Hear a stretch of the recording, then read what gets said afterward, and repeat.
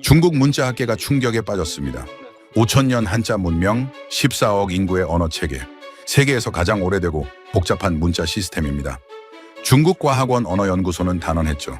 표음 문자는 중국어 구조에 적합하지 않다. 그런데 2021년 이후 베이징의 한 연구팀이 예상 밖의 실험을 시작했습니다. 대상은 한글이었습니다. 결과는 학계의 상식을 뒤집었습니다. 한자보다 24배 빠른 학습 속도, 오류율 7분의 1 수준. 중국 교육부 산하 연구기관이 움직이기 시작했고 일부 지역교육청이 시범 프로그램을 검토했습니다. 지금부터 중국에서 다시 분석되는 한글의 충격 실화 시작합니다. 저는 베이징어원대학 문자학과 부교수입니다. 2019년까지 제 연구 주제는 명확했습니다. 한자의 우수성 증명. 한자는 단순한 문자가 아닙니다. 5천년 문명의 압축 체계입니다. 하나의 글자가 역사와 철학과 미학을 동시에 담습니다. 중국 교육과정은 이 전제 위에 설계되어 있습니다. 초등학교 6년간 학습해야 할 한자는 3,500자, 중학교까지 포함하면 5,000자를 넘어갑니다. 학생들은 매일 30개 이상의 한자를 암기합니다. 획순, 부수, 의미, 음가, 4가지를 동시에 외워야 합니다. 한자는 세계에서 가장 과학적인 문자입니다. 이것이 중국 문자학계의 공식 입장이었습니다. 2020년 3월 교육부 산하 언어문자응용연구소가 보고서를 발표했습니다. 제목은 한자학습의 효율성과 인지 발달에 관한 종합 연구였죠. 결론은 예상 그대로였습니다. 한자학습은 운의 개발을 촉진하며 표음 문자보다 사고력 향상에 유리하다. 저도 이 결론에 동의했습니다. 20년간 한자만 연구해온 학자였으니까요. 그런데 같은 해 9월, 한 가지 이상한 공문이 학과로 전달되었습니다. 타 문자 체계와의 비교 연구 필요성 검토. 중국과학원 언어연구소 명이었습니다. 공문에는 구체적인 대상 문자가 명시되지 않았습니다.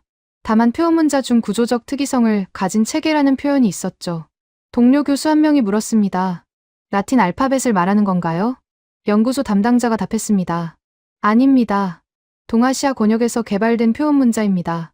그 순간 회의실이 조용해졌습니다. 동아시아에서 독자적으로 개발된 표음 문자. 그 조건을 충족하는 문자는 하나뿐이었습니다. 한글이었습니다. 한글을 연구 대상으로 삼겠다는 겁니까? 누군가 반문했습니다. 담당자는 고개를 끄덕였습니다. 비교 분석 목적입니다. 구조적 차이를 객관적으로 검증하기 위함입니다. 그날 회의는 어색하게 마무리되었습니다. 한자 중심 학계에서 한글은 낯선 존재였습니다. 한국이 사용하는 문자라는 정도만 알려져 있었죠. 대부분의 학자들은 한글을 본 적도 없었습니다. 저 역시 마찬가지였습니다. 일주일 후 연구소에서 자료가 도착했습니다. 한글 기본 구조에 관한 문서였습니다. 총 28페이지. 자음 14개, 모음 10개로 시작되는 문자 체계라고 적혀 있었습니다. 저는 첫 페이지를 보고 웃었습니다. 자음 14개로 모든 소리를 표현한다고요? 한자는 성모만 21개, 운모는 38개입니다. 그것도 표준 발음 기준입니다. 방언까지 포함하면 수백 가지 소리가 존재합니다. 14개 자음으로 언어를 표현한다는 건 비현실적으로 보였습니다. 저는 자료를 책상 구석에 던져두었습니다. 진지하게 다룰 대상이 아니라고 판단했습니다. 그런데 2주 후 연구소에서 추가 지시가 내려왔습니다. 한글 구조 분석 보고서 제출. 기한 1개월. 이번엔 선택이 아니었습니다. 공식 연구 과제였습니다. 저는 마지못해 자료를 다시 펼쳤습니다. 한글의 자음 14개를 하나씩 살펴보기 시작했습니다. 기역, 이은, 디귿, 이을, 미음. 발음 기관의 모양을 본떠 만들었다는 설명이 있었습니다. 기역은 혀뿌리가 목구멍을 막는 모양. 이은은 혀끝이 위신몸에 닿는 모양. 그림 문자와 뭐가 다릅니까? 저는 중얼거렸습니다. 한자도 상용에서 출발했습니다. 발음 기관 모양을 본뜬다는 것 자체는 새로울 게 없었습니다. 그런데 다음 페이지가 이상했습니다. 기역에 획을 하나 더하면 키읔이 됩니다. 같은 위치, 같은 발음 방식. 단지 힘만 더 들어갑니다. 니은에 획을 더하면 디귿이 됩니다. 역시 같은 원리였습니다. 가획의 원리. 자료에는 이렇게 적혀 있었습니다. 소리가 세지면 획이 추가됩니다. 발음 방식이 같으면 기본 형태가 같습니다. 저는 잠시 멈췄습니다. 이건 단순한 모방이 아니었습니다. 체계였습니다. 소리의 강약과 발음 위치를 형태로 구조화한 시스템이었습니다. 한자에는 이런 구조가 없습니다. 많은 말을 뜻하지만 획을 더한다고 해서 큰 말이 되지 않습니다. 각 글자는 독립적입니다. 저는 모음 구조로 넘어갔습니다. 아, 어, 오, 우. 천진 삼재 사상을 기반으로 만들어졌다는 설명이 있었습니다. 하늘, 땅의, 사람이의 조합입니다. 철학적 유의군요. 저는 코웃음 쳤습니다. 한자도 음양오행을 반영합니다. 이런 철학적 배경은 모든 동아시아 문자가 공유합니다. 하지만 다음 문장이 시선을 붙잡았습니다. 모음 10개의 조합으로 21개 복합모음 생성 가능. 아와 이를 결합하면 애가 됩니다. 오와 아를 결합하면 가 됩니다. 모든 복합모음이 기본 모음의 조합 규칙으로 설명됩니다. 저는 계산기를 꺼냈습니다. 자음 14개, 모음 21개, 조합 가능한 음절은 이론상 294개, 받침까지 포함하면 수천 개 음절이 가능합니다. 그런데 문자는 24개뿐입니다. 한자는 3500자를 배워야 기본 문장을 읽습니다. 한글은 24자로 수천 개 소리를 만들어냅니다. 압축률이 다릅니다. 저는 중얼거렸습니다. 이건 단순 비교가 아니었습니다. 설계 철학 자체가 달랐습니다. 한자는 의미 중심입니다. 하나의 글자가 하나의 개념을 담습니다. 한글은 소리 중심입니다. 최소 단위의 조합으로 모든 소리를 표현합니다. 저는 보고서 작성을 시작했습니다. 하지만 결론을 내릴 수 없었습니다. 이 문자는 한자의 대체제가 아닙니다. 저는 이렇게 적었습니다. 다른 목적으로 설계된 다른 구조의 문자 체계입니다. 그게 제가 내린 첫 번째 결론이었습니다. 2020년 11월 연구소에서 새로운 지시가 떨어졌습니다. 실제 학습 실험 진행, 대상 그룹 30명. 저는 담당자에게 전화를 걸었습니다. 한자가 아니라 한글을 학습시키라는 겁니까? 아닙니다. 두 문자의 학습 과정을 비교하는 겁니다. 담당자의 목소리는 차분했습니다. 한자 학습 그룹 30명, 한글 학습 그룹 30명. 동일 조건에서 진행하십시오. 저는 황당했습니다. 한자는 우리 문자입니다. 한글은 외국 문자죠. 비교 자체가 성립되지 않는다고 생각했습니다. 하지만 연구소의 결정은 확고했습니다. 12월 첫째 주, 실험이 시작되었습니다. 대상은 베이징 시내 초등학교 1학년 학생들이었습니다. 나이는 6세에서 7세 사이. 한자를 한 번도 배우지 않은 아이들이었습니다. 저는 두 그룹을 나눴습니다. A그룹 한자 30자 학습, 기본 상용 한자 중심. B그룹 한글 24자 학습, 자음 14개, 모음 10개. 학습 시간은 동일하게 1일 2시간, 주 5일, 총 4주 과정이었습니다. 첫날, A그룹 교실에 들어갔습니다. 오늘은 사람 1년자를 배웁니다. 교사가 칠판에 련을 크게 썼습니다. 아이들은 공책에 따라 그렸습니다. 삐침, 내리긋기, 획순을 반복했습니다. 사람인, 사람인, 사람인. 아이들은 소리 내어 읽으며 30번씩 써내려갔습니다. 저는 B그룹 교실로 이동했습니다. 오늘은 기억을 배웁니다. 한글 교사가 고을 칠판에 썼습니다. 그리고 설명을 시작했습니다. 혀뿌리가 목구멍을 막으면 기억 소리가 납니다. 그 모양을 본뜬 겁니다. 아이들은 자기 목을 만지며 소리를 냈습니다. 교사가 물었습니다. 혀에 힘을 더 주면 어떤 소리가 날까요? 한 아이가 대답했습니다. 크요. 맞습니다. 그게 키읔입니다. 교사가 크을 칠판에 추가했습니다. 기억에 획이 하나 더해진 형태였습니다. 아이들은 기억과 키읔을 번갈아 읽었습니다. 소리의 차이를 몸으로 느끼고 있었습니다. 저는 그 장면을 보며 기록했습니다. 한자는 암기, 한글은 이해. 첫날의 차이는 여기서 시작되었습니다. 일주일이 지났습니다. A그룹은 7개 한자를 학습했습니다. ren, 거, 산, 쉐, 호, 무, 투. 모두 기본 상용자였습니다. 저는 테스트를 진행했습니다. 이 글자를 읽어보세요. 저는 렌을 가리켰습니다. 30명 중 28명이 정확히 읽었습니다. 정답률 93%. 잘했습니다. 저는 만족했습니다. 예상대로였습니다. B그룹 부실로 갔습니다. 이 그룹은 자음 7개를 배웠습니다. 기역, 니은, 디귿, 이을, 미음, 비읍, 시옷. 이 글자들을 조합해서 소리를 만들어 보세요. 교사가 칠판에 기역과 아를 나란히 썼습니다. 아이들은 잠시 생각하더니 대답했습니다. 가요. 교사가 니은과 아를 썼습니다. 나요. 아이들은 배우지 않은 음절을 스스로 만들어내고 있었습니다. 조합의 원리를 이해한 겁니다. 저는 깜짝 놀랐습니다. 한자 그룹은 7자를 배워서 7자를 읽었습니다.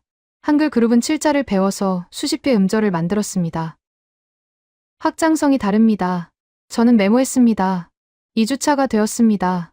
A그룹은 14개 한자를 학습했습니다. 이제 간단한 조합이 시작되었습니다. 련무 쇼실휴. 아이들은 새로운 글자를 또 암기해야 했습니다. 사람이 나무에 기대면 쉰다는 뜻입니다. 교사가 설명했습니다. 아이들은 고개를 끄덕이며 쇼를 따라 썼습니다.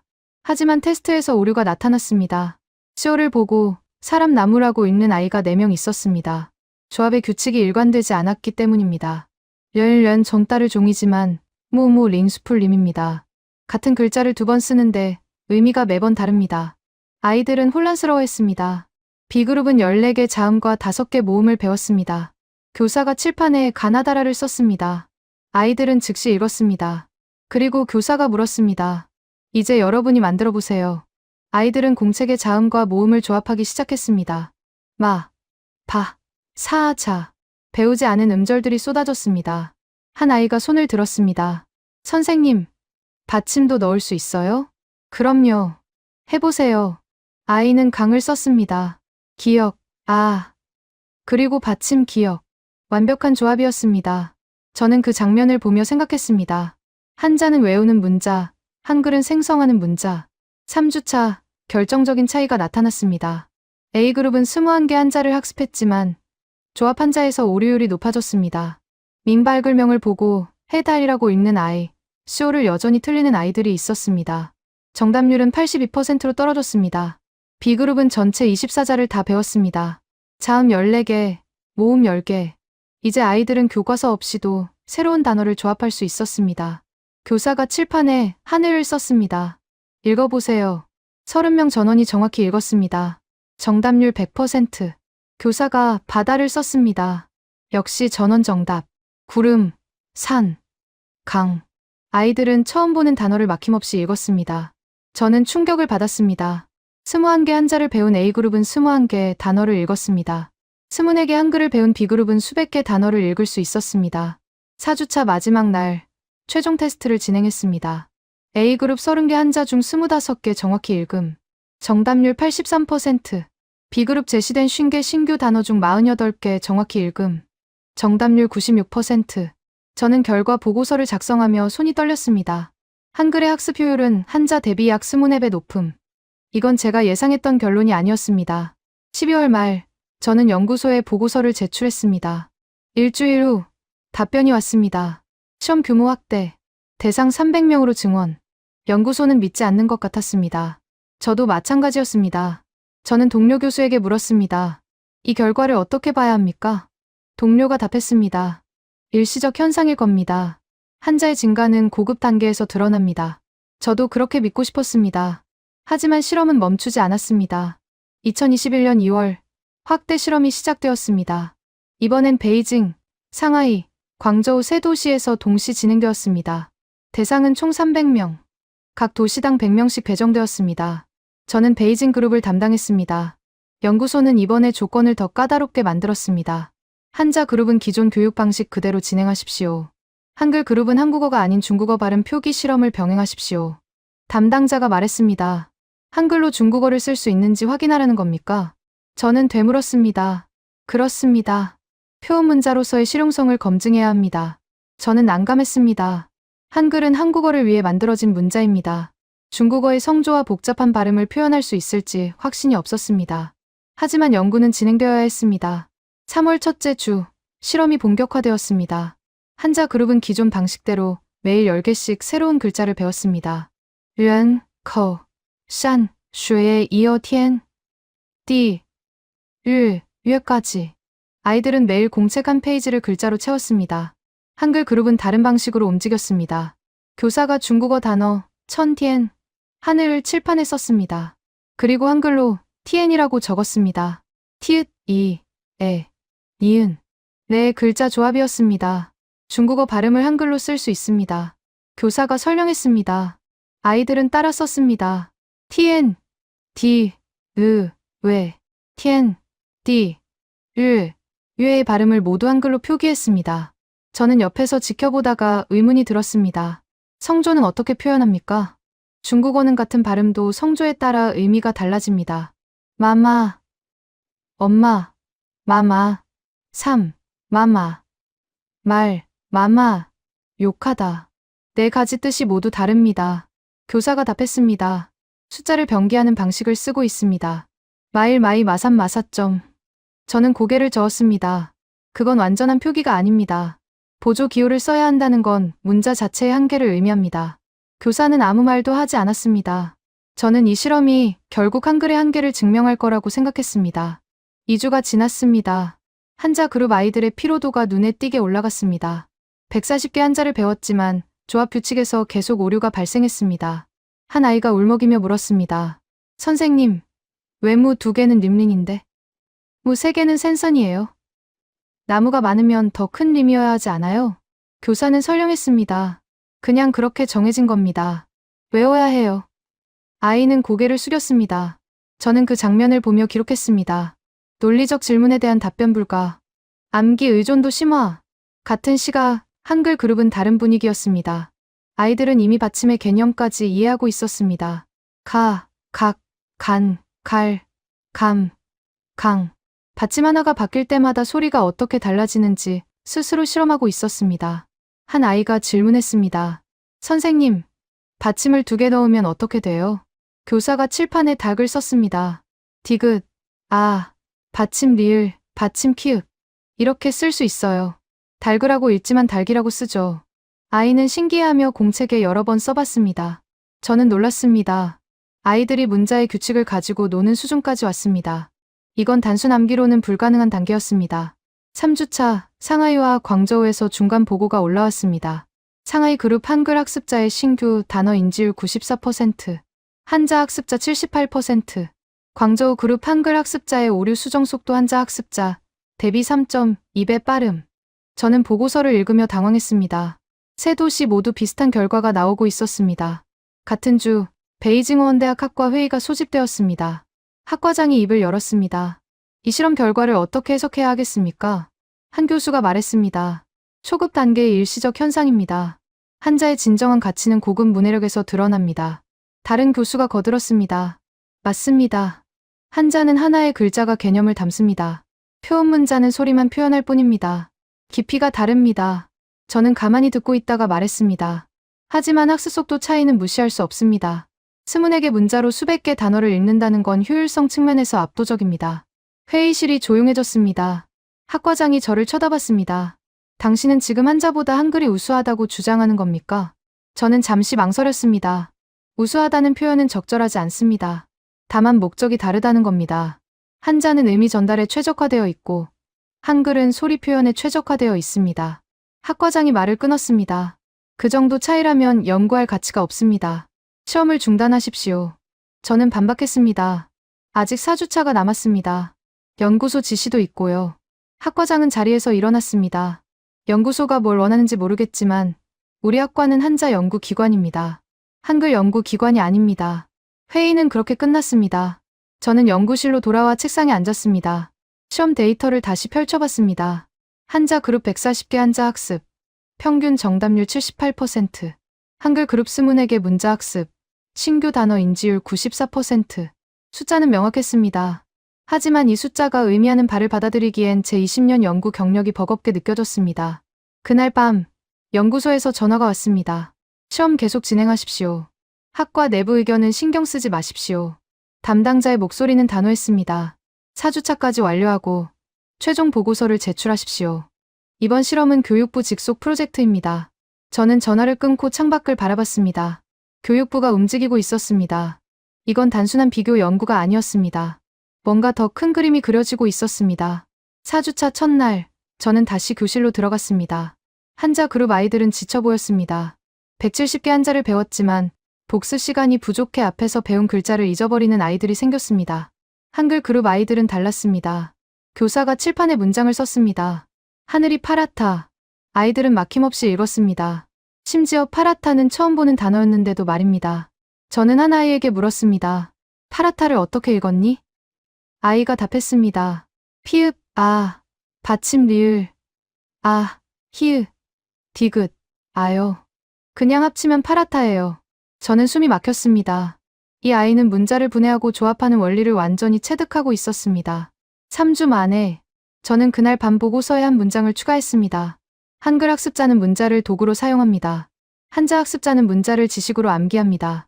그게 제가 발견한 가장 큰 차이였습니다. 2021년 4월 예상치 못한 변수가 등장했습니다. 유네스코 산하국제언어연구소에서 연락이 왔습니다. 중국에서 진행 중인 문자 비교 실험에 대해 들었습니다. 국제관찰단을 파견하고 싶습니다. 연구소 담당자가 저에게 전화했습니다. 국제기구가 개입하려고 합니다. 어떻게 생각하십니까? 저는 당황했습니다. 내부 연구인데 왜 국제기구가 관심을 갖습니까? 표현문자의 교육 효과성에 대한 글로벌 연구 트렌드가 있습니다. 특히 개발도상국의 문해율 향상 프로젝트와 연결되어 있습니다. 담당자의 설명이 이어졌습니다. 한글은 2009년 인도네시아 소수민족 찌아찌아족이 채택한 사례가 있습니다.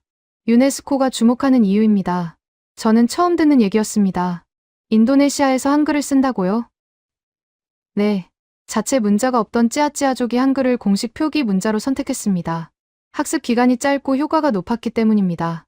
저는 잠시 말을 잃었습니다. 한글이 이미 국제적으로 검증된 사례가 있었습니다.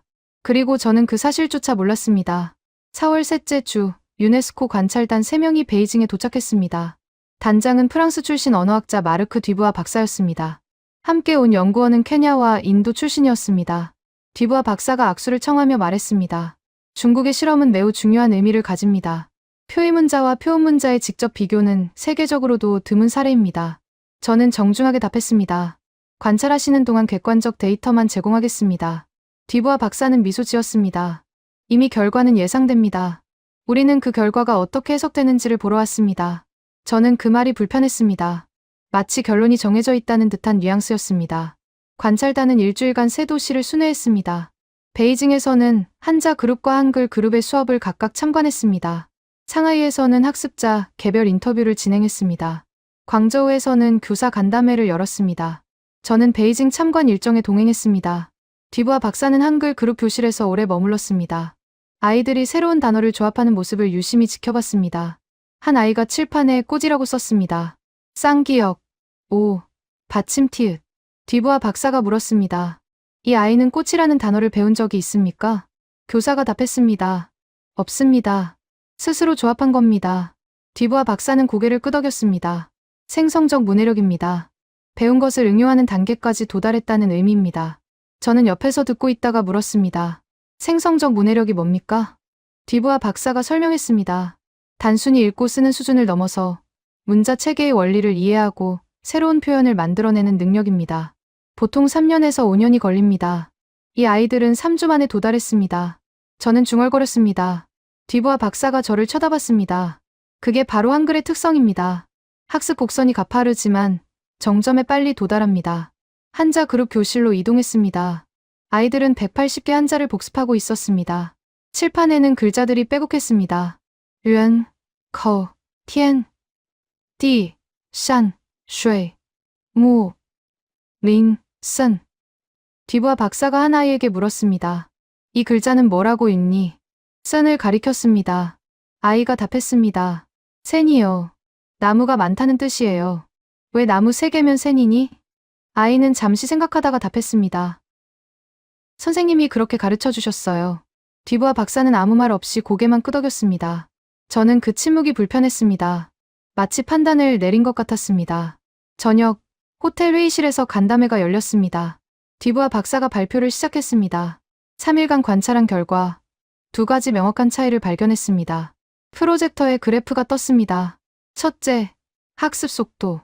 한글 학습자는 평균 21일 만에 기본 문해력을 획득했습니다. 한자 학습자는 아직 진행 중입니다. 그래프는 가파른 상승 곡선과 완만한 상승 곡선을 보여줬습니다. 둘째, 오류 패턴. 한글 학습자의 오류는 대부분 받침 표기에서 발생하며 규칙을 이해하면 즉시 수정됩니다.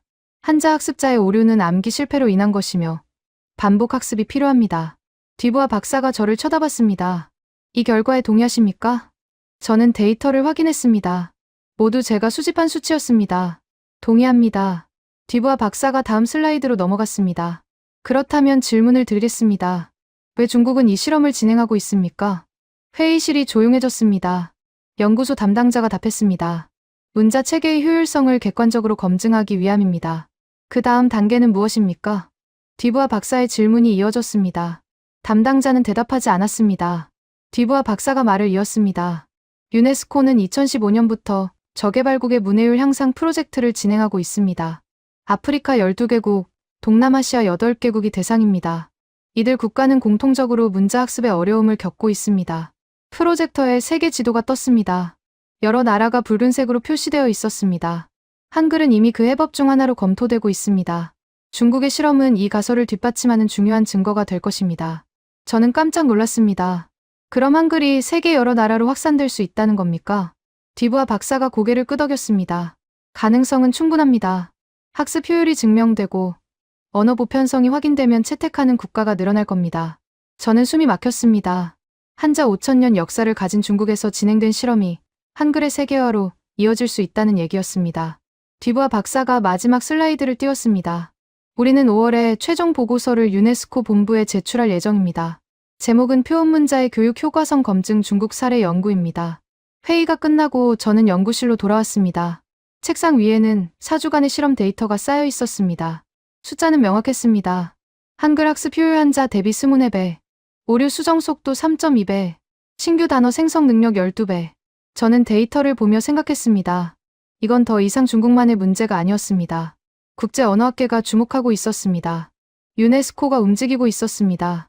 그리고 저는 그 중심에 서 있었습니다. 4주차 마지막 날, 최종 테스트가 진행되었습니다. 한자 그룹 200개 한자 학습 완료. 평균 정답률 76%. 한글 그룹 20개 문자로 500개 이상 단어 인지 가능. 정답률 95%. 저는 보고서 마지막 페이지에 한 문장을 적었습니다. 한글은 단순한 표현 문자가 아닙니다. 과학적으로 설계된 문자 생성 시스템입니다. 그게 제가 4주 만에 도달한 결론이었습니다. 2021년 5월 유네스코 보고서가 공개되었습니다. 제목은 표현문자 학습 효율성 비교 연구 동아시아 사례 분석이었습니다. 전 세계 언어학계에 배포되었습니다. 보고서의 핵심 문장은 단 한 줄이었습니다. 한글은 현존하는 문자 체계 중 학습 효율이 가장 높은 표현문자로 확인됨. 저는 그 문장을 보며 숨을 멈췄습니다. 20년간 한자의 우수성을 연구해온 제가 한글의 효율성을 증명하는 실험을 이끈 책임자가 되었습니다. 보고서 공개 사흘 후 중국 교육부에서 긴급 회의가 소집되었습니다. 이 보고서를 어떻게 해석해야 합니까? 교육부 차관이 물었습니다. 연구소 담당자가 답했습니다. 객관적 사실입니다. 시험 데이터는 조작되지 않았습니다. 그렇다면 한자 교육 체계를 재검토해야 한다는 겁니까? 차관의 목소리가 높아졌습니다. 그런 의미는 아닙니다. 다만 담당자가 말을 잇지 못했습니다. 저는 손을 들었습니다. 말씀드려도 되겠습니까? 차관이 고개를 끄덕였습니다. 한자와 한글은 경쟁 관계가 아닙니다. 목적이 다릅니다. 한자는 의미 전달에 강점이 있고 한글은 소리 표현에 최적화되어 있습니다. 저는 프로젝터를 켰습니다. 문제는 초등 교육 과정입니다. 현재 중국 어린이들은 6년간 3,500개 한자를 암기합니다. 이 과정에서 학습 피로도가 급격히 증가합니다. 그래프가 화면에 떴습니다. 학년별 학습 부담 곡선이었습니다. 반면 한글은 24개 문자를 3주 만에 습득 가능합니다. 나머지 시간을 사고력과 응용력 개발에 사용할 수 있습니다. 차관이 끼어들었습니다. 그래서 한글을 도입하자는 겁니까? 아닙니다. 저는 단호하게 답했습니다. 한글의 원리를 한자 교육에 적용하자는 겁니다. 암기 중심에서 구조 이해 중심으로 전환하는 것입니다. 회의실이 조용해졌습니다. 저는 다음 슬라이드를 넘겼습니다. 한글은 자음과 모음의 조합 원리를 가르칩니다. 한자도 부수와 음부의 조합 원리를 체계화할 수 있습니다. 현재는 개별 암기 위주지만 구조적 학습으로 바꿀 수 있습니다. 한 국장이 물었습니다. 구체적으로 어떻게 합니까? 예를 들어 쇠물수 부수를 가진 글자들을 묶어서 가르칩니다. 허강하, 짱강강, 할바다해 모두 물과 관련된 글자입니다. 부수의 의미를 먼저 이해하면 개별 암기량이 줄어듭니다. 저는 말을 이었습니다. 한글에서 배울 점은 문자가 아니라 교육 방식입니다. 체계적 학습, 원리 중심 접근, 생성적 사고. 이 세 가지를 한자 교육에 적용할 수 있습니다. 차관이 고개를 끄덕였습니다. 그 방식으로 시범 프로그램을 설계해 보십시오. 회의는 그렇게 마무리되었습니다. 저는 연구실로 돌아와 책상에 앉았습니다. 새로운 과제가 주어졌습니다. 한글의 교육 원리를 한자에 적용하는 커리큘럼 개발. 그런데 일주일 후 예상치 못한 연락이 왔습니다. 한국 정부 산하 언어 관련 기관에서였습니다. 중국의 실험 결과를 접했습니다. 협력 가능성을 논의하고 싶습니다. 통화 상대는 정중했습니다. 어떤 협력을 말씀하시는 겁니까? 저는 조심스럽게 물었습니다. 한글 교육 프로그램 공유입니다. 중국이 필요하다면 교사 연수, 교재 개발, 커리큘럼 자문을 제공할 수 있습니다. 저는 당황했습니다. 한국은 왜 그런 제안을 합니까? 상대방이 답했습니다. 한글의 우수성이 객관적으로 증명되었습니다. 이건 한국만의 자산이 아니라 인류의 자산이라고 생각합니다. 필요한 곳에 공유되어야 합니다. 저는 말문이 막혔습니다. 자국 문자의 우수성을 다른 나라와 공유하겠다는 발상. 중국 학자로서 이해하기 어려운 태도였습니다. 검토해보겠습니다. 저는 일단 그렇게 답했습니다. 같은 주, 또 다른 연락이 들어왔습니다. 한국의 대형 교육 기업이었습니다. 디지털 한글 학습 플랫폼을 개발했습니다. 중국 시장 진출을 검토 중입니다. 협력하실 의향이 있으십니까? 담당자는 구체적인 제안을 했습니다. 인공지능 기반 한글 학습 앱입니다. 개인별 학습 속도를 분석해서 맞춤형 커리큘럼을 제공합니다. 중국어 발음 표기 기능도 탑재되어 있습니다. 저는 시연 영상을 받았습니다. 앱 화면에는 한글 자모가 애니메이션으로 움직이고 있었습니다. 기억이 키읔으로 변하는 과정, 자음과 모음이 결합되는 과정이 시각적으로 표현되었습니다. 학습 완료 시간은 평균 18일입니다. 게임 방식으로 설계되어 아이들의 집중도가 높습니다. 저는 영상을 보며 놀랐습니다. 제가 4주간 실험으로 확인한 내용이 이미 상용화된 프로그램으로 존재했습니다. 한국은 이미 준비가 되어 있었군요. 저는 중얼거렸습니다. 담당자가 물었습니다. 중국 교육부와 연결해 주실 수 있습니까? 저는 잠시 망설였습니다. 한국 기업이 중국 교육 시장에 진출한다는 건 민감한 문제였습니다. 특히 문자 교육은 국가 정체성과 직결되는 영역이었습니다. 시간이 필요합니다. 저는 그렇게 답하고 통화를 끊었습니다. 6월 초, 베이징 원대학에서 특별 세미나가 열렸습니다. 주제는 문자 교육의 미래였습니다. 전국에서 언어학자 200명이 모였습니다. 저는 기조 발표자로 초대되었습니다. 4개월간의 실험을 통해 확인한 사실을 말씀드리겠습니다. 저는 강단에 섰습니다. 한글은 놀라운 문자입니다. 스문에게 기호로 수천 개 소리를 표현합니다. 학습 시간은 3주. 오류율은 한자의 7분의 1 수준입니다. 청중이 웅성거렸습니다. 하지만 이건 한글이 한자보다 우수하다는 의미가 아닙니다. 저는 목소리를 높였습니다. 문자는 도구입니다. 목적에 따라 적합한 도구가 다릅니다. 한자는 5,000년간 중화 문명을 기록하고 전승해왔습니다. 이 가치는 학습 효율로 대체될 수 없습니다. 박수가 터져 나왔습니다. 저는 다음 슬라이드를 넘겼습니다. 그러나 우리는 배워야 합니다. 한글의 설계 원리, 교육 방식, 체계적 접근. 이것을 한자 교육에 적용한다면 학습 부담을 줄이고 효율을 높일 수 있습니다. 한 교수가 손을 들었습니다. 그럼 한글을 보조 문자로 도입하자는 겁니까? 저는 고개를 저었습니다. 아닙니다. 한글의 원리를 차용하되 한자 체계는 유지하자는 겁니다. 병행 사용이 아니라 교육 방법론의 개선입니다. 세미나가 끝나고 여러 교수들이 저를 찾아왔습니다. 현실적으로 가능한 방안입니까? 교육부가 받아들일까요? 한글 도입에 대한 반발이 클 텐데요. 저는 하나씩 답했습니다. 한글을 도입하는 게 아닙니다. 교육 방식을 개선하는 겁니다. 한자는 그대로 유지됩니다. 다만 가르치는 방법을 바꾸는 것뿐입니다. 그날 밤, 연구소에서 긴급 연락이 왔습니다. 교육부에서 시범사업 승인이 떨어졌습니다. 세계 지역 12개 학교에서 새로운 한자 교육 프로그램을 시작합니다. 담당자의 목소리는 흥분되어 있었습니다. 한글의 조합 원리를 적용한 한자 학습법입니다. 당신이 설계하십시오. 저는 전화를 끊고 창밖을 바라봤습니다. 4개월 전, 저는 한글을 비웃었습니다. 스문에게 문자로 뭘 할 수 있겠냐고 생각했습니다. 지금 저는 그 스문에게 문자의 원리로 5,000년 한자 교육을 바꾸려 하고 있었습니다. 변화는 이미 시작되었습니다.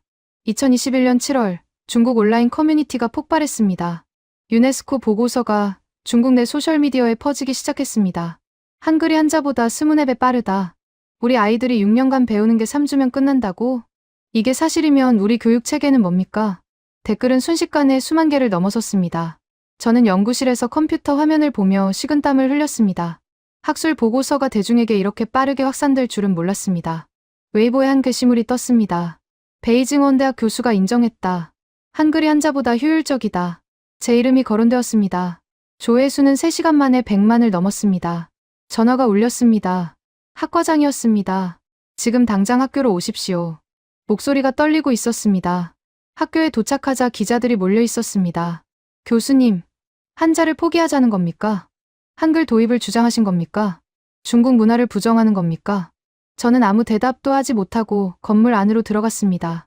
학과장 사무실에는 이미 여러 교수들이 모여 있었습니다. 이게 무슨 상황입니까? 학과장이 소리쳤습니다. 당신이 한 실험 때문에 학교 전체가 난리입니다. 학부모들이 항해 전화를 하고 있습니다. 저는 침착하게 답했습니다. 저는 사실만 보고했습니다. 시험 데이터는 조작되지 않았습니다. 사실이 문제가 아닙니다. 한 교수가 끼어들었습니다. 당신은 한자 연구자입니다. 한자의 우수성을 증명해야 할 사람이 한글을 옹호하고 있습니다. 이게 배신이 아니고 뭡니까? 저는 반박했습니다. 저는 한글을 옹호한 적 없습니다. 다만 효율성을 인정했을 뿐입니다. 그게 같은 말입니다. 회의실이 술렁거렸습니다. 학과장이 손을 들어 정리했습니다. 일단 대회 발언을 중단하십시오. 언론 인터뷰도 거절하십시오. 상황이 진정될 때까지 조용히 있으십시오. 저는 고개를 끄덕였습니다. 연구실로 돌아오는 길, 복도에서 학생 한 명이 다가왔습니다. 교수님, 한글 배우고 싶은데 어디서 배울 수 있어요? 저는 깜짝 놀랐습니다. 왜 배우려고 하니? 효율적이잖아요. 3주면 된다면서요? 저는 한자 때문에 매일 3시간씩 암기하는데 그 시간을 아낄 수 있으면 다른 공부를 더 할 수 있어요. 학생의 눈은 진지했습니다. 저는 대답하지 못했습니다. 같은 시각 교육부 회의실에서는 긴급 대책 회의가 열리고 있었습니다. 여론이 통제 불가능 수준입니다. 한 국장이 보고했습니다. 한글 학습 앱 다운로드가 급증하고 있습니다. 지난주 대비 340% 증가했습니다. 차관이 물었습니다. 어떤 앱입니까? 대부분 한국 기업이 개발한 앱입니다. 중국어 버전이 출시되어 있습니다. 무료 체험 기간을 제공하고 있습니다. 차관의 얼굴이 굳었습니다. 한국 기업들이 이미 움직이고 있었다는 겁니까? 네. 유네스코 보고서 발표 직후 마케팅을 시작했습니다. 타이밍이 정확했습니다. 회의실이 무거워졌습니다. 또 다른 보고가 이어졌습니다. 온라인 서점에서 한글 교재 판매량이 급증했습니다. 주요 서점 베스트셀러 상위 10위 안에 한글 교재가 사권 진입했습니다. 학원들도 움직이고 있습니다. 베이징, 상하이, 광저우 주요 학원에서 한글 속성 과정을 개설했습니다. 차관이 책상을 쳤습니다. 이건 시장 혼란입니다. 통제해야 합니다. 어떻게 하시겠습니까? 국장이 조심스럽게 물었습니다. 차관은 잠시 생각하다가 답했습니다. 일단 여론 진화부터 하십시오. 한자의 중요성을 강조하는 기사를 배포하십시오. 알겠습니다. 하지만 여론은 쉽게 잡히지 않았습니다. 다음 날 주요 포털 사이트 메인에 한자 옹호 기사가 떴습니다. 한자는 단순한 문자가 아니다. 중화 문명의 정수다. 표현 문자는 소리만 표현한다. 한자는 뜻을 담는다. 학습 속도가 전부가 아니다. 문화적 가치가 중요하다. 하지만 댓글 반응은 차갑했습니다. 그래서 우리 아이들은 매일 3시간씩 암기해야 합니까? 문화적 가치 때문에 비효율을 감수하라는 겁니까? 한글은 문화가 없습니까? 한국도 5,000년 역사가 있습니다. 여론은 오히려 반발했습니다. 같은 주, 한국 언론이 중국 상황을 보도하기 시작했습니다.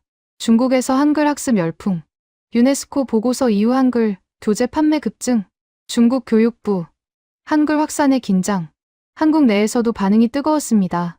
우리 문자가 세계에서 인정받고 있다. 과학적 우수성이 증명되었다. 하지만 일부 신중한 목소리도 있었습니다. 중국 내부 문제에 개입하지 말아야 한다. 문화적 민감성을 고려해야 한다. 저는 한국 뉴스를 보며 복잡한 심경이었습니다. 제가 시작한 실험이 양국 간 문화 이슈로 번지고 있었습니다. 10월 셋째 주, 중국 정부가 공식 입장을 발표했습니다. 한자는 중화민족의 정체성이다. 어떤 문자도 한자를 대체할 수 없다. 다만 교육 방식의 개선은 필요하다. 학습 효율을 높이는 방안을 연구하고 있다. 성명은 신중했습니다. 한글을 직접 언급하지 않았습니다. 하지만 메시지는 명확했습니다. 한자는 포기하지 않는다. 같은 날 교육부에서 저에게 연락이 왔습니다. 새로운 한자 교육 프로그램 개발을 가속화하십시오. 9월 학기 시작 전까지 시범학교에 적용해야 합니다. 담당자의 목소리는 다급했습니다. 여론을 잠재우려면 실질적 성과가 필요합니다. 한글의 원리를 적용한 한자 교육이 효과가 있다는 걸 보여줘야 합니다. 저는 이해했습니다. 정부는 한글 확산을 막고 싶어 했습니다. 하지만 직접 금지할 수는 없었습니다. 대신 한자 교육을 개선해서 한글의 필요성을 줄이려는 전략이었습니다. 2개월이면 가능합니까? 담당자가 물었습니다. 저는 잠시 계산했습니다. 커리큘럼 설계, 교재 개발, 교사 연수. 정상적으로는 6개월이 필요한 작업이었습니다. 하지만 저는 대답했습니다. 가능합니다. 저는 팀을 꾸렸습니다. 언어학 교수 5명, 초등교육 전문가 3명, 교재 개발자 2명, 총 10명으로 태스크포스를 구성했습니다. 첫 회의에서 저는 말했습니다. 우리의 목표는 명확합니다. 한글의 조합 원리를 한자 교육에 적용하는 겁니다. 한 교수가 물었습니다. 구체적으로 어떻게 합니까? 저는 화이트보드에 한자를 적었습니다. 한글은 자음과 모음의 조합입니다. 한자는 부수와 음부의 조합입니다. 이 원리를 체계화하면 암기량을 줄일 수 있습니다. 예를 들어볼까요? 저는 쉐 부수를 가진 글자들을 나열했습니다. 허, 짱, 할, 호, 씨. 이 글자들은 모두 물과 관련되어 있습니다. 쉐 부수가 의미를 담당하고 나머지 부분이 음을 담당합니다. 한글처럼 조합의 원리를 먼저 가르치면 아이들은 새로운 글자를 만났을 때 유추할 수 있습니다. 교수들이 고개를 끄덕였습니다. 그럼 기존 3,500자 암기를 줄일 수 있겠습니까? 가능합니다. 핵심 부수 200개와 조합 원리를 먼저 가르치면 나머지는 유추학습이 가능합니다. 저는 확신했습니다. 2주간 밤낮으로 작업했습니다. 새로운 교재가 완성되었습니다. 제목은 조합으로 배우는 한자였습니다. 기존 교재와 결정적으로 달랐습니다. 첫 장에는 개별 한자가 아니라 부수 체계가 나왔습니다. 그리고 조합 규칙이 설명되었습니다. 한자는 레고 블록과 같습니다. 부수라는 기본 블록을 조합하면 수천 개 글자를 만들 수 있습니다. 아이들이 이해할 수 있는 언어로 썼습니다. 8월 말 시범학교 12곳에 교재가 배포되었습니다. 교사 연수가 진행되었습니다. 저는 직접 강의했습니다. 기존 방식을 잊으십시오. 이제는 조합의 원리를 먼저 가르칩니다. 교사들은 낯설어했습니다. 20년간 해온 방식을 바꾸라는 겁니까? 네, 바꿔야 합니다. 그래야 아이들의 부담이 줄어듭니다. 9월 첫째 주, 새 학기가 시작되었습니다. 시범학교에서 새로운 한자 교육이 시작되었습니다. 저는 베이징 시내 한 초등학교를 방문했습니다. 교실에서 교사가 칠판에 쉐를 썼습니다. 이게 뭘까요? 물이요. 아이들이 대답했습니다. 맞아요. 이제 물과 관련된 글자를 만들어 볼까요? 교사가 글을 쉐 옆에 붙였습니다. 허가 되었습니다. 이건 뭘까요? 강이요. 아이들이 소리쳤습니다. 왜 강일까요? 한 아이가 손을 들었습니다. 물이 흐르니까요. 교사가 미소 지었습니다. 맞아요. 이제 여러분이 만들어 보세요. 아이들은 공책의 쉐와 다른 글자들을 조합하기 시작했습니다. 저는 그 장면을 보며 숨을 참았습니다. 한글의 조합 원리가 한자 교육에 적용되고 있었습니다. 그리고 아이들은 이해하고 있었습니다. 2021년 10월 첫 번째 평가 결과가 나왔습니다. 시범학교 12곳에서 2개월간 새로운 한자 교육을 진행한 결과였습니다.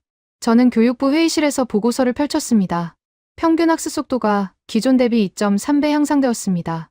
차관이 앞으로 몸을 기울였습니다. 구체적으로 설명해 주십시오. 저는 그래프를 가리켰습니다. 기존 방식으로는 2개월간 120개 한자를 배웠습니다. 새로운 방식으로는 같은 기간에 280개 한자를 습득했습니다. 더 중요한 건 정착률입니다. 기존 방식은 한 달 후 망각률이 35%였습니다. 새로운 방식은 12%입니다. 회의실이 술렁거렸습니다.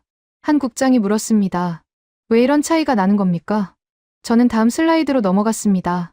아이들이 원리를 이해했기 때문입니다. 개별 암기가 아니라 구조학습을 했습니다. 화면에 학생 인터뷰 영상이 재생되었습니다. 7세 여자아이가 말했습니다. 물 부수가 있으면 물이랑 관련된 거예요. 그래서 짱도 강이고 할도 바다예요. 쉬워요. 또 다른 남자아이가 말했습니다. 예전에는 그냥 외웠어요. 근데 이제는 왜 그런지 알아요. 그러니까 안 까먹어요. 차관이 영상을 보며 고개를 끄덕였습니다. 한글의 원리를 적용한 효과가 분명하군요. 저는 조심스럽게 말했습니다. 한글을 배운 게 아닙니다. 한글의 교육 방식을 참고했을 뿐입니다. 한자는 여전히 한자입니다. 차관이 저를 쳐다봤습니다. 당신은 정직하군요. 다른 학자였다면 이걸 자기 공로로 포장했을 겁니다. 저는 대답하지 않았습니다. 차관이 말을 이었습니다. 솔직히 말하겠습니다. 우리는 한글 확산을 우려했습니다. 중국 내에서 한글이 대한 문자로 자리 잡는 걸 원하지 않았습니다. 그래서 당신에게 한자 교육 개선을 맡겼습니다. 한글의 필요성을 없애기 위해서였습니다. 차관의 고백은 솔직했습니다. 하지만 결과를 보니 생각이 바뀌었습니다. 차관이 자리에서 일어났습니다. 한글은 경쟁 대상이 아닙니다. 배울 대상입니다.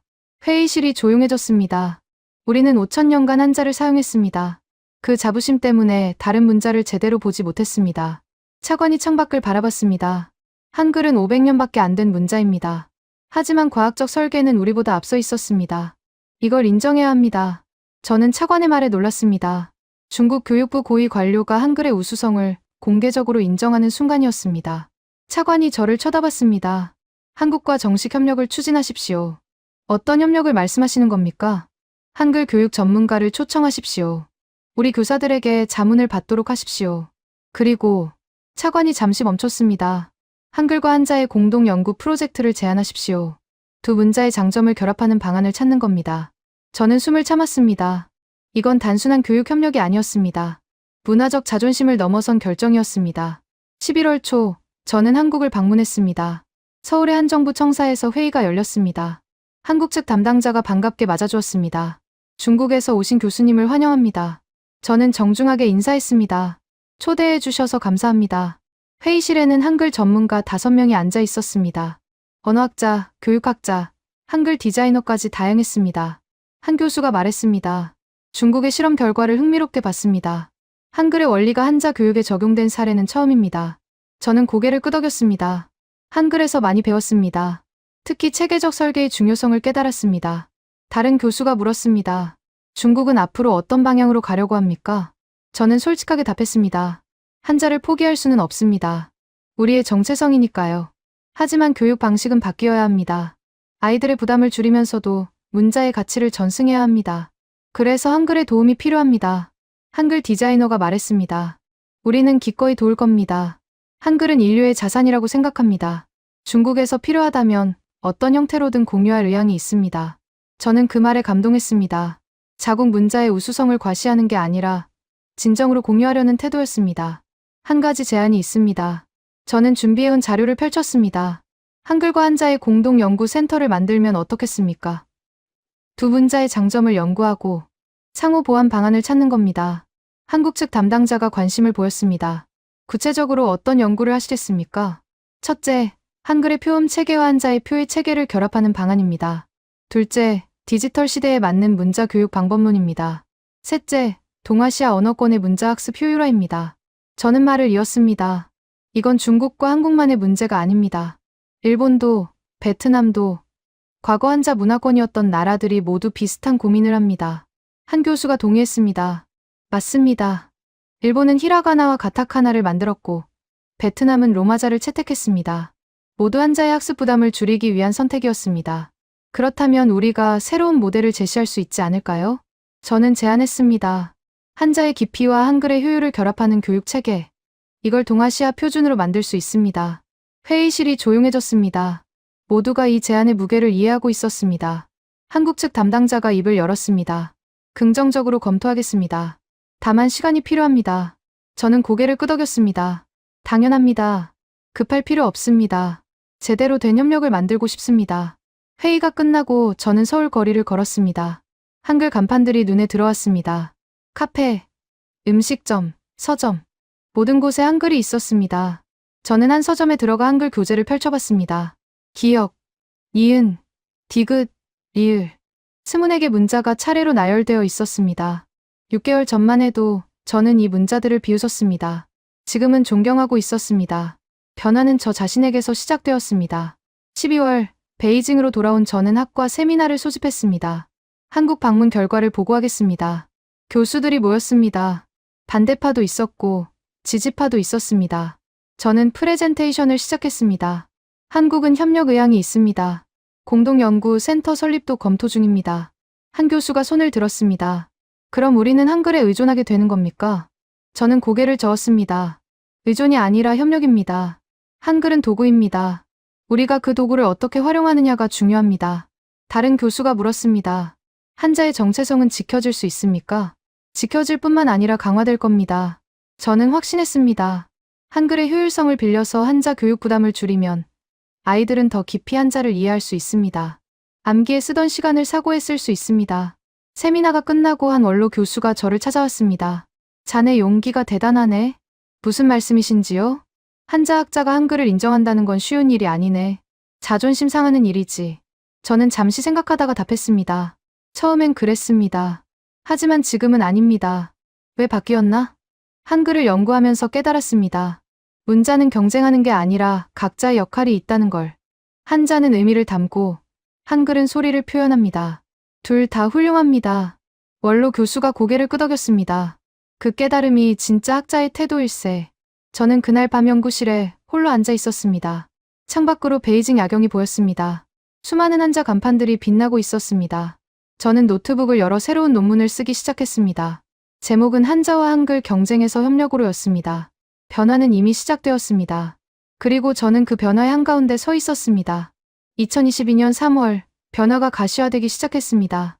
중국 교육부는 한자 교육 개선안을 전국 주요 도시로 확대했습니다. 시범학교 12곳에서 시작된 프로그램이 이제 120개 학교로 늘어났습니다. 저는 그 과정을 총괄하는 책임자가 되었습니다. 베이징 교육청 회의실에서 교사 연수가 진행되었습니다. 조합 원리를 먼저 가르치십시오.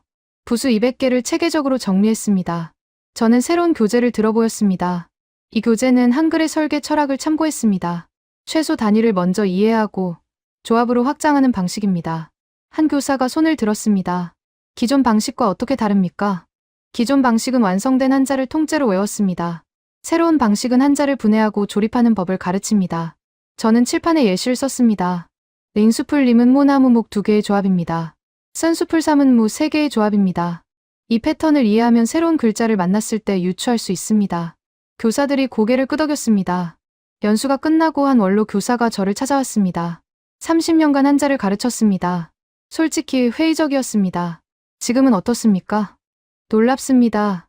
아이들이 이해하기 시작했습니다. 예전엔 그냥 외웠는데 이젠 왜 그런지 묻습니다. 교사의 눈에 희망이 보였습니다.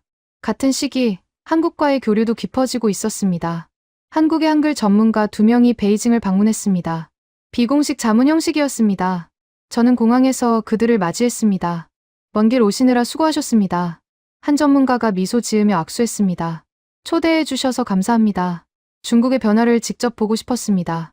호텔에서 간담회가 열렸습니다. 한국 측 전문가가 물었습니다. 현장 반응은 어떻습니까? 저는 최근 데이터를 보여줬습니다. 120개 학교에서 6개월간 진행한 결과 학습 속도가 평균 2.1배 향상되었습니다. 학생 만족도도 78%로 높습니다. 부모들의 반응은요? 처음엔 의심했습니다. 하지만 아이들의 학습 부담이 줄어드는 걸 보고 지지로 바뀌었습니다. 다른 전문가가 말했습니다. 한글도 처음엔 저항이 있었습니다. 세종대왕이 반포했을 때 양반들이 반대했죠. 하지만 시간이 지나며 가치를 인정받았습니다. 저는 고개를 끄덕였습니다. 문자 개혁은 언제나 어렵습니다. 하지만 필요하다면 해야 합니다. 전문가가 조심스럽게 물었습니다. 중국은 앞으로 어떤 방향으로 갈 계획입니까? 한글 도입까지 고려하십니까? 저는 분명하게 답했습니다. 아닙니다. 한자는 우리의 정체성입니다. 포기할 수 없습니다. 다만 한글에서 배운 원리를 적용해서 한자 교육을 개선하는 겁니다. 한글을 대체제가 아니라 참고 대상으로 보는 것입니다. 전문가가 안도하며 말했습니다. 현명한 접근입니다. 문자는 문화입니다. 효율성만으로 선택할 수 없습니다. 저는 그 말에 공감했습니다. 4월, 저는 전국 순회 강연을 시작했습니다. 상하이, 광저우, 청두, 시안, 주요 도시를 돌며 새로운 교육 방식을 소개했습니다. 청두의 한 대학 강당에서 500명의 교사들 앞에 섰습니다. 여러분께 질문하겠습니다. 한자는 어려운 문자입니까? 청중이 웅성거렸습니다. 대부분 고개를 끄덕였습니다. 틀렸습니다. 저는 단호하게 말했습니다. 한자는 어렵지 않습니다. 가르치는 방식이 어려울 뿐입니다. 화면에 그래프가 떴습니다. 한자는 세계에서 가장 체계적인 문자 중 하나입니다. 부수 체계, 육서 원리, 형성자 구조, 모두 논리적입니다. 문제는 우리가 이 논리를 제대로 가르치지 않았다는 겁니다. 개별 암기만 강요했습니다. 저는 다음 슬라이드로 넘어갔습니다. 한글을 연구하며 깨달았습니다. 체계를 먼저 가르치면 학습이 빨라진다는 것을. 한글은 자음 모음 조합 원리를 먼저 가르칩니다. 그래서 24개 문자로 수천 개 소리를 만듭니다. 한자도 마찬가지입니다. 부수와 음부의 조합 원리를 먼저 가르치면 3,500자를 개별 암기할 필요가 없습니다. 강당이 조용해졌습니다. 저는 말을 이었습니다. 한글에게 감사해야 합니다. 한글이 없었다면 우리는 이 사실을 깨닫지 못했을 겁니다. 강연이 끝나고 질문 시간이 왔습니다. 한 교사가 물었습니다. 그럼 한글은 한자보다 우수한 문자입니까? 저는 잠시 생각하다가 답했습니다. 우수하다는 표현은 적절하지 않습니다. 목적이 다릅니다. 한글은 소리를 표현하는 데 최적화되어 있습니다. 배우기 쉽고 확장성이 높습니다. 한자는 의미를 담는 데 강점이 있습니다. 하나의 글자가 개념을 압축합니다. 둘 다 훌륭한 문자입니다. 다만 우리가 한자를 제대로 활용하지 못했을 뿐입니다. 박수가 터졌습니다. 5월, 유네스코에서 후속 보고서가 발표되었습니다. 제목은 중국의 문자 교육 개혁 한글 원리 적용 사례였습니다. 보고서는 중국의 변화를 긍정적으로 평가했습니다. 한자 교육의 표현 문자의 체계적 접근을 도입한 것은 혁신적 시도다. 이는 문자 간 경쟁이 아니라 상호 학습의 가능성을 보여준다. 저는 보고서를 읽으며 뿌듯함을 느꼈습니다. 1년 전, 저는 한글을 비웃었습니다. 지금은 한글로부터 배우고 있었습니다. 그리고 그 배움이 수백만 중국 어린이들의 학습 부담을 줄이고 있었습니다. 6월, 베이징 연구실에서 저는 최종 보고서를 작성했습니다. 한자와 한글 1년간의 여정. 보고서 마지막 장에 이렇게 썼습니다. 문자는 경쟁하지 않습니다. 각자의 역할이 있을 뿐입니다. 한자는 5000년 문명을 담았습니다. 한글은 과학적 설계로 효율을 극대화했습니다.